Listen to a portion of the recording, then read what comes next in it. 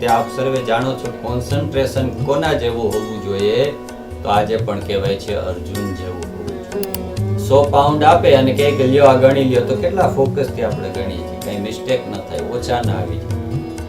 તો એ જે ફોકસ હોય, એ જે કોન્સન્ટ્રેશન હોય એવું દરેક કાર્યમાં હોવું જોઈએ. દ્રોણાચાર્ય અર્જુનને શીખવાડતા હતા અને બધા શિષ્યોની પરીક્ષા કરતા હતા અને પછી કીધું કે ઓલા ઝાડ ઉપર પક્ષી બેઠું છે દેખાય છે? યુધિષ્ઠિરને કીધું તને શું દેખાય? તો કહે છે મને પૂંછ દેખાય.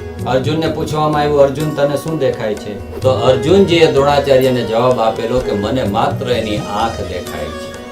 તો એટલું બધું ફોકસ અર્જુનજી હતા, એનું કોન્સન્ટ્રેશન એટલું પાવરફુલ હતું કહેવાનો મતલબ. એટલે આ કોમ્પિટિશનમાં અર્જુન આવ્યા, બધું બેલેન્સ થઈ ગયું, બાણ ચડાવી દીધું, ગાંડીવ ધનુષ, અને જોયું, ફોકસ કર્યું, પાણીમાં જે માછલીની આંખ દેખાતી હતી અને જે માછલી પોતાની ઉપરથી પસાર થઈ, અર્જુનજીએ બાણ માર્યું અને એ બાણ સીધું માછલીની આંખમાં. અર્જુનનો જે કાર થઈ ગયો કે એટલું બધું ડિફિકલ્ટ કામ.